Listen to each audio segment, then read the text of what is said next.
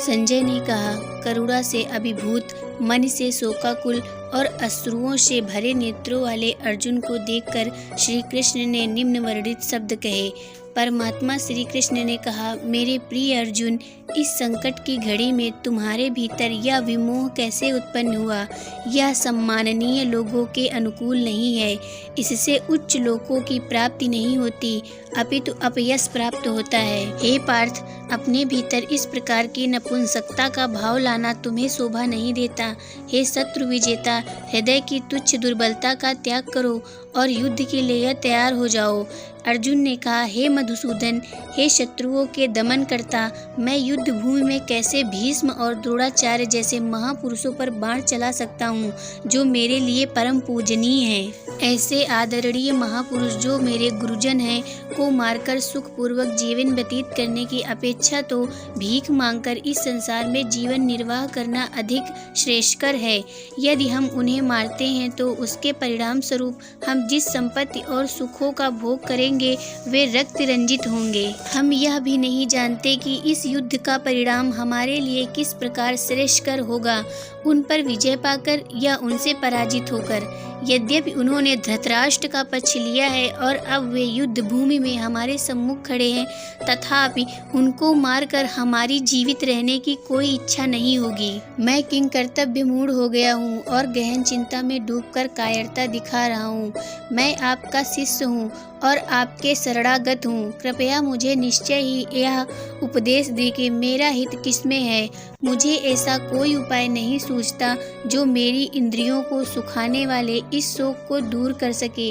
यदि मैं धन संपदा से भरपूर इस पृथ्वी पर निष्कंटक राज्य प्राप्त कर लेता हूँ या देवताओं जैसा प्रभुत्व प्राप्त कर लेता हूँ, तब भी मैं इस शोक को दूर करने में समर्थ नहीं हो पाऊंगा। संजय ने कहा। ऐसा कहने के पश्चात गुणा के शत्रुओं का दमन करने वाले अर्जुन ऋषिकेश कृष्ण से बोला, हे गोविंद, मैं युद्ध नहीं करूंगा और शांत हो गया।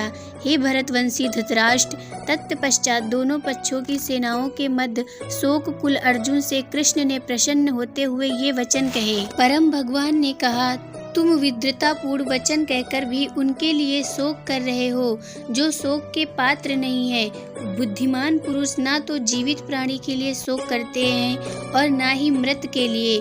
ऐसा कोई समय नहीं था कि जब मैं नहीं था या तुम नहीं थे और ये सभी राजा ना रहे हो, और ऐसा भी नहीं है कि भविष्य में हम सब नहीं रहेंगे। जैसे देहधारी आत्मा इस शरीर में बाल्यावस्था से तरुणावस्था और वृद्धावस्था की ओर निरंतर अग्रसर होती है, वैसे ही मृत्यु के समय आत्मा दूसरे शरीर में चली जाती है। बुद्धिमान मनुष्य ऐसे परिवर्तन से मोहित नहीं हो। हे कुंती पुत्र, इंद्रिय और उसके विषयों के संपर्क से उत्पन्न सुख तथा दुख का अनुभव क्षण भंगुर है। ये स्थायी न होकर सर्दी और गर्मी की ऋतुओं के आने जाने के समान है। हे भरतवंशी, मनुष्य को चाहिए कि वह विचलित हुए बिना उनको सहन करना सीखे। हे पुरुषों में श्रेष्ठ अर्जुन, जो मनुष्य सुख तथा दुख में विचलित नहीं होता और इन दोनों परिस्थितियों में स्थिर रहता है, वह वास्तव में मुक्ति का पात्र है। अनित्य शरीर का चिर स्थायित्व नहीं होता और शाश्वत आत्मा का कभी अंत नहीं होता है। तत्वदर्शियों द्वारा भी इन दोनों की प्रकृति के अध्ययन करने के पश्चात निकाले गए निष्कर्ष के आधार पर इस यथार्थ की पुष्टि की गई है। जो पूरे शरीर में व्याप्त है उसे ही तुम अविनाशी समझो। उस अनश्वर आत्मा को नष्ट करने में कोई भी समर्थ नहीं है। केवल भौतिक शरीर ही नश्वर है और शरीर में व्याप्त आत्मा अविनाशी, अपरिमेय तथा शाश्वत है। अतः हे भरतवंशी, युद्ध करो। वह जो यह सोचता है कि आत्मा को मारा जा सकता है या आत्मा मर सकती है, वे दोनों ही अज्ञानी हैं। वास्तव में आत्मा ना तो मरती है और ना ही उसे मारा जा सकता है। आत्मा का ना तो कभी जन्म होता है, ना ही मृत्यु होती है, और ना ही आत्मा किसी काल में जन्म लेती है और ना ही कभी मृत्यु को प्राप्त होती है। आत्मा अजन्मा, शाश्वत, अविनाशी और चिर नूतन है। शरीर का विनाश होने पर भी इसका विनाश नहीं होता। हे पार्थ, वह जो यह जानता है कि आत्मा अविनाशी, शाश्वत, अजन्मा और अपरिवर्तनीय है, वह किसी को कैसे मार सकता है या किसी की मृत्यु का कारण हो सकता है। जिस प्रकार से मनुष्य अपने फटे पुराने वस्त्रों को त्याग कर नए वस्त्र धारण करता है, उसी प्रकार मृत्यु होने पर आत्मा पुराने तथा व्यर्थ शरीर को त्याग कर नया शरीर धारण करती है। किसी भी शस्त्र द्वारा आत्मा के टुकड़े नहीं किए जा सकते और ना ही अग्नि आत्मा को जला सकती है, ना ही जल द्वारा उसे गीला किया जा सकता है और ना ही वायु इसे सुखा सकती है। आत्मा अखंडित और अज्वलनशील है, इसे ना तो गीला किया जा सकता है और ना ही सुखाया जा सकता है। यह आत्मा शाश्वत, सर्वव्यापी, अपरिवर्तनीय, अचल और अनादि है। इस आत्मा को अदृश्य, अचिंतनीय और अपरिवर्तनशील कहा गया है। यह जानकर हमें शरीर के लिए शोक प्रकट नहीं करना चाहिए। यदि तुम यह सोचते हो कि आत्मा निरंतर जन्म लेती है और मरती है, तब ऐसी स्थिति में भी हे महाबाहु अर्जुन, तुम्हें इस प्रकार से शोक नहीं करना चाहिए। जो जन्म लेता है उसकी मृत्यु निश्चित है और मृत्यु के पश्चात पुनर्जन्म भी अवश्य भावी है। अतः तुम्हें अपरिहार्य के लिए शोक नहीं करना चाहिए।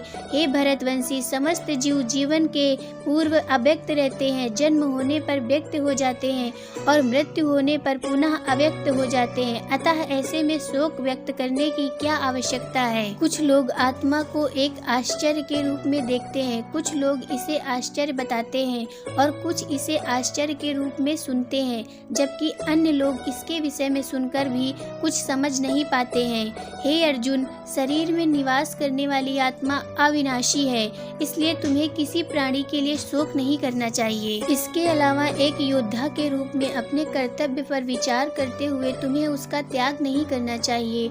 वास्तव में योद्धा के लिए धर्म की रक्षा हेतु युद्ध करने के अतिरिक्त अन्य कोई विकल्प नहीं होता। हे पार्थ, वे क्षत्रिय भाग्यशाली होते हैं जिन्हें बिना इच्छा किए धर्म की रक्षा हेतु युद्ध के लिए ऐसे अवसर प्राप्त होते हैं जिसके कारण उनके लिए स्वर्ग के द्वार खुल जाते हैं। यदि फिर भी तुम इस धर्म युद्ध का सामना नहीं करना चाहते, तब तुम्हें निश्चित रूप से अपने सामाजिक कर्तव्यों की उपेक्षा करने का पाप लगेगा और तुम अपनी प्रतिष्ठा खो दोगे। लोग तुम्हें कायर और भगोड़ा कहेंगे। एक सम्माननीय व्यक्ति के लिए अपयश मृत्यु से बढ़कर है। जिन महान योद्धाओं ने तुम्हारे नाम और यश की सराहना की है, वे सब यह सोचेंगे कि तुम भय के कारण युद्ध भूमि से भाग गए और उनकी दृष्टि में तुम अपना सम्मान गवा दोगे। तुम्हारे शत्रु तुम्हारी निंदा करेंगे और कटु शब्दों से तुम्हारा मान मर्दन करेंगे और तुम्हारी सामर्थ्य का उपहास उड़ाएंगे। तुम्हारे लिए इससे पीड़ादायक और क्या हो सकता है। हे कुंती पुत्र, यदि तुम युद्ध करते हो, फिर या तो तुम मारे जाओगे या स्वर्ग लोक प्राप्त करोगे या विजयी होने पर पृथ्वी के साम्राज्य का सुख भोगोगे। इसलिए हे कुंती पुत्र, उठो और दृढ़ संकल्प के साथ युद्ध करो। कर्तव्यों का पालन करने हेतु युद्ध करो। युद्ध से मिलने वाले सुख दुख लाभ हानि को समान समझो। यदि तुम इस प्रकार अपने दायित्वों का निर्वहन करोगे, तब तुम्हें कोई पाप नहीं लगेगा। अब तक मैंने तुम्हें सांख्य योग या आत्मा की प्रकृति के संबंध में वैश्लेषिक ज्ञान से अवगत कराया है। अब मैं क्योंकि बुद्धि योग या ज्ञान योग प्रकट कर रहा हूँ, हे पार्थ, उसे सुनो। जब तुम ऐसे ज्ञान के साथ कर्म करोगे, तब कर्मों के बंधन से स्वयं को मुक्त कर पाओगे। इस चेतनावस्था में कर्म करने से किसी प्रकार की हानि या प्रतिकूल परिणाम प्राप्त नहीं होते, अपितु इस प्रकार से किया गया अल्प प्रयास भी बड़े से बड़े भय से हमारी रक्षा करता है। हे कुरुवंशी, जो इस मार्ग का अनुसरण करते हैं, उनकी बुद्धि निश्चयात्मक होती है और उनका एकमात्र लक्ष्य होता है। लेकिन जो मनुष्य संकल्पहीन होते हैं, उनकी बुद्धि अनेक शाखाओं में विभक्त रहती है। अल्पज्ञ मनुष्य वेदों के अलंकारिक शब्दों पर अत्यधिक आसक्त रहते हैं, जो स्वर्गलोक का सुख भोगने के प्रयोजनार्थ दिखावटी कर्म कांड करने की अनुशंका करते हैं और जो यह मानते हैं कि इन वेदों में कोई उच्च सिद्धांतों का वर्णन नहीं किया गया है। वे वेदों के केवल उन्हीं खंडों की महिमा मंडित करते हैं जो उनकी इंद्रियों को तृप्त करते हैं और वे उत्तम जन्म, ऐश्वर्य, इंद्रिय तृप्ति और स्वर्ग लोक की प्राप्ति के लिए आडंबर युक्त कर्म कांडों के पालन में लगे रहते हैं। सांसारिक सुखों में मन की गहन आसक्ति के साथ उनकी बुद्धि ऐसी वस्तुओं में मोहित रहती है, इसलिए वे भगवत प्राप्ति के मार्ग पर अग्रसर होने के हेतु दृढ़ संकल्प लेने में असमर्थ होते हैं। वेदों में प्रकृति के 3 गुणों का वर्णन मिलता है। हे अर्जुन, प्रकृति के इन गुणों से ऊपर उठकर विशुद्ध आध्यात्मिक चेतना में स्थित हो जाओ। परम सत्य में स्थित होकर सभी प्रकार के द्वैतों से स्वयं को मुक्त करते हुए भौतिक लाभ, हानि और सुरक्षा की चिंता किए बिना आत्मलीन हो जाओ। तुम स्वयं को अपने कर्मों के फलों का कारण मत मानो और ना ही अकर्मा रहने में आसक्ति रखो। जैसे एक छोटे जलकूप का समस्त कार्य सहजता से सभी प्रकार से विशाल जलाशय से तत्काल पूर्ण हो जाता है, उसी प्रकार समान रूप से परम सत्य को जानने वाले वेदों के सभी प्रयोजन को पूर्ण करते हैं। तुम्हें अपने निश्चय कर्मों का पालन करने का अधिकार है, लेकिन तुम अपने कर्मों का फल प्राप्त करने के अधिकारी नहीं हो। हे अर्जुन, सफलता और असफलता की आसक्ति का त्याग कर तुम दृढ़ता से अपने कर्तव्य का पालन करो। यही समभाव योग कहलाता है। हे अर्जुन, दिव्य ज्ञान और अंतर्दृष्टि की शरण ग्रहण करो। फलों की आसक्ति युक्त कर्मों से दूर रहो, जो निश्चय रूप से दिव्य ज्ञान में स्थित बुद्धि के साथ निष्पादित किए गए कार्यों से निष्कृष्ट है। जो अपने कर्म फलों का भोग करना चाहते हैं वे कृपण हैं। जब कोई मनुष्य बिना आसक्ति के कर्म योग का अभ्यास करता है, तब वह इस जीवन में ही शुभ और अशुभ प्रतिक्रियाओं से छुटकारा पा लेता है।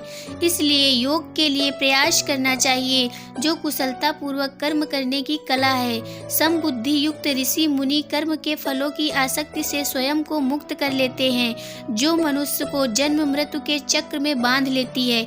इस चेतना में कर्म करते हुए वे उस अवस्था को प्राप्त कर लेते हैं जो सभी दुखों से परे है। जब तुम्हारी बुद्धि मोह के दलदल को पार करेगी, तब तुम सुने हुए और आगे सुनने में आने वाले इस लोक और परलोक के भोगों सबके प्रति उदासीन हो जाओगे।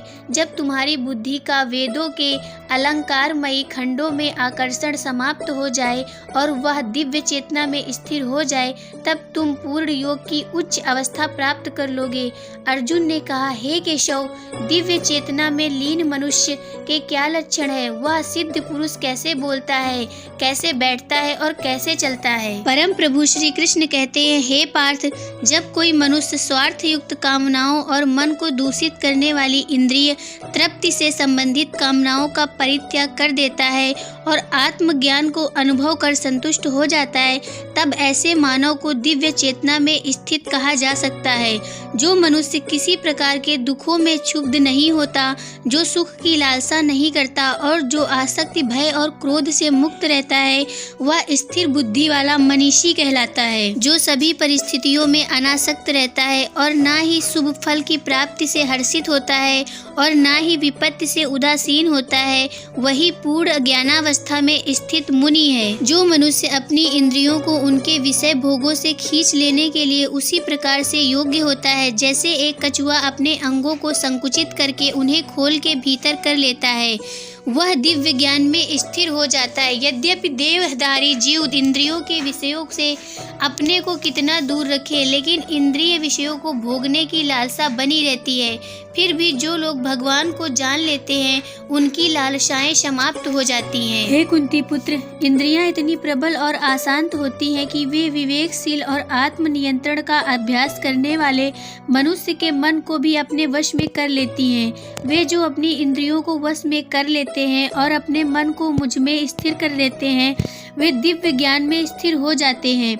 इंद्रियों के विषयों का चिंतन करते हुए मनुष्य उसमें आसक्त हो जाता है और आसक्ति कामना की ओर ले जाती है और कामना से क्रोध उत्पन्न होता है। क्रोध निर्णय लेने की क्षमता को क्षीण करता है, जिसके कारण स्मृति भ्रम हो जाती है। जब स्मृति भ्रमित हो जाती है, तब बुद्धि का नाश हो जाता है और बुद्धि के नष्ट होने से मनुष्य का पतन हो जाता है। लेकिन जो मन को वश में रखता है, वह इंद्रियों के विषयों का भोग करने पर भी राग और द्वेष से मुक्त रहता है और भगवत कृपा प्राप्त करता है। भगवान की दिव्य कृपा से शांति प्राप्त होती है, जिससे सभी दुखों का अंत हो जाता है और ऐसे शांत मन वाले मनुष्य की बुद्धि दृढ़ता से भगवान में स्थिर हो जाती है। लेकिन असंयमी व्यक्ति का अपने मन और इंद्रियों पर नियंत्रण नहीं होता, ना ही उसकी बुद्धि दृढ़ होती है और ना ही उसका मन भगवान के लिए चिंतन में स्थिर हो सकता है। जो अपने मन को भगवान में स्थिर नहीं करता, जिसके बिना शांति संभव नहीं है और शांति के बिना कोई कैसे सुखी रह सकता है। जिस प्रकार प्रचंड वायु अपने तीव्र वेग से जल पर तैरती हुई नाव को दूर तक बहा कर ले जाती है, उसी प्रकार से अनियंत्रित इंद्रियों में से कोई एक जिसमें मन अधिक लिप्त रहता है, बुद्धि का विनाश कर देती है। इसलिए हे महाबाहु, जो मनुष्य इंद्रियों के विषय भोगने से विरक्त रहता है, वह दृढ़ता से लोकातीत ज्ञान से युक्त हो जाता है, जिसे सब लोग दिन समझते हैं। वह आत्म संयमी के लिए अज्ञानता की रात्रि है तथा जो सब जीवों के लिए रात्रि है, वह आत्मविश्लेषी मुनियों के लिए दिन है। जिस प्रकार से समुद्र उसमें निरंतर मिलने वाली नदियों के जल के प्रवाह से विक्षुब्ध नहीं होता, उसी प्रकार से ज्ञानी अपने चारों ओर इंद्रियों के विषयों के आवेग के पश्चात भी शांत रहता है, न कि उस मनुष्य की भांति जो कामनाओं को तुष्ट करने के प्रयास में लगा रहता है। जिस मनुष्य ने अपनी सभी भौतिक इच्छाओं का परित्याग कर दिया हो और इंद्रिय तृप्ति की लालसा, स्वामित्व के भाव और अहंकार से रहित हो गया हो, वह पूर्ण शांति प्राप्त कर सकता है। हे पार्थ, ऐसी अवस्था में रहने वाली प्रबुद्ध आत्मा जब ब्रह्म ज्ञान प्राप्त कर लेती है, वह फिर कभी भ्रमित नहीं होती। तब मृत्यु के समय भी इस दिव्य चेतना में स्थित सिद्धि पुरुष जन्म और मृत्यु के बंधन से मुक्त हो जाता है और भगवान के परम धाम में प्रवेश करता है।